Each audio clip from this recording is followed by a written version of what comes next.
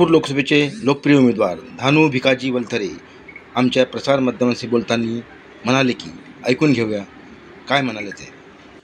धानू भिकाजी वलथरे अपक्ष उमेदवार 10 नागपूर लोकसभा निर्वाचन क्षेत्र या निवडणुकीमध्ये अपक्ष म्हणून उमेदवारी अर्ज दाखल केला आणि तो मंजूर झालेला आहे। उमेदवारांना मिळणारे सर्व साहित्य निर्वाचन अधिकारी नागपूर यांच्याकडून पुरवठा करण्यात आलेले आहेत आणि आज जमा खर्चाच्या बाबतीत सभासुद्धा निर्वाचन अधिकारी नागपूर यांनी घेतलेला आहे। त्याप्रमाणे आम्हाला आमच्या कामाला लागण्याकरता परवानगी आहे। माझं चुनाव चिन्ह आहे नाव, ज्याला आपण बोट म्हणतो इंग्लिशमध्ये। या चिन्हावर मी निवडणूक लढत आहो आणि नागपूरमध्ये मोठे मोठे उमेदवार आहेत, त्यांच्या तुलनेमध्ये मी काही कमी यावं नाही असं मला वाटते। कारण की आमच्या समाजाचं मतदान जवळजवळ 2 लाख ते 2.5 लाखाच्या आसपास आहे। या आमच्या एकट्या समाजाच्या भरोशावर भोई समाज जे आहे, ढिवर समाज आहे, मच्छीमार समाज आहे, कहार समाज आहे, 75 वर्षापासून वेस्टेज जात आहेत आमच्या समाजाचे मतदान।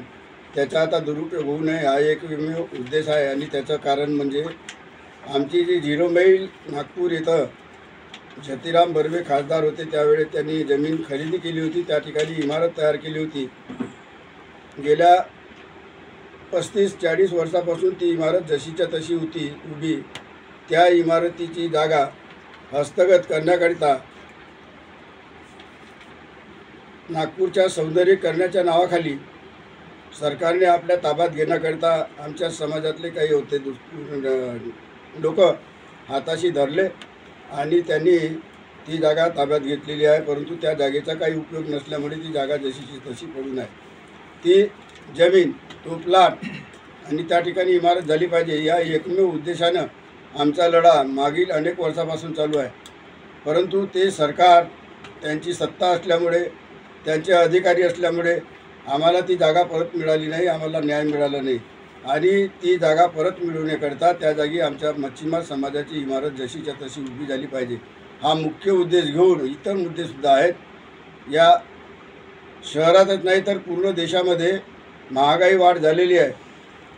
ती महागाई वाढ दरवर्षी होते आणि कर्मचाऱ्यांना एक महागाई भत्त्याच्या नावाखाली 2% 3% वाढ देण्यात येते। परंतु गरिबांचं काय, ज्यांना मजुरीच मिळत नाही, रोजगारच नाही आहे ज्यांच्याकडे, त्यांची उपासमार होते। काही तर असे लोक आहेत या गावामध्ये, शहरामध्ये, नागपुरात की त्यांना अनेक लोकांना राहण्याकरता जागा नाही आहे, घरं नाही आहे आणि त्या झोपडपट्टीमध्ये राहतात। त्यांच्याकडे पाण्याची व्यवस्था नाही आहे, चांगल्या प्रकारे त्यांच्या वस्तीमध्ये जाण्याकरता रस्ते नाही आहेत। बेरोजगारी वाढलेली आहे, बेकारी वाढलेली आहे।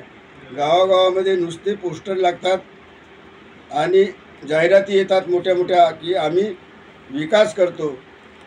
मान्य करतो, मी नागपूरमध्ये अनेक पुलं बनवून राहिलेले आहेत। तर पुलं फक्त नागपुरातच नाही, विदर्भातच नाही, पूर्ण देशामध्ये आहे। ही देशाचा पैसा आहे, हा कोण्या एका व्यक्तीने पैसा आपला खर्च करून नाही केलेला आहे। हे शासकीय योजना आहे, ते तर होणारच आहे।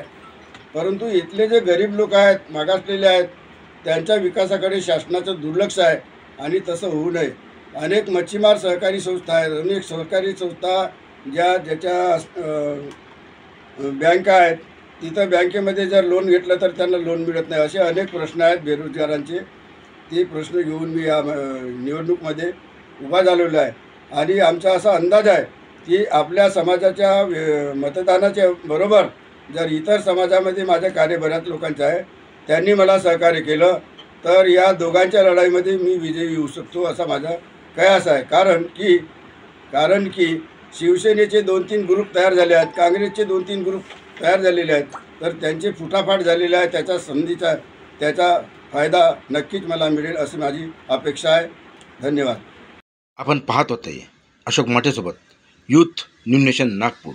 आमच्या चॅनलला लाईक, शेअर आणि सबस्क्राईब अवश्य करावे। आपल्या परिसरातील सामाजिक व राजनैतिक बातम्यांकरिता आम्हाला 9021550616 वरती संपर्क साधावा। धन्यवाद।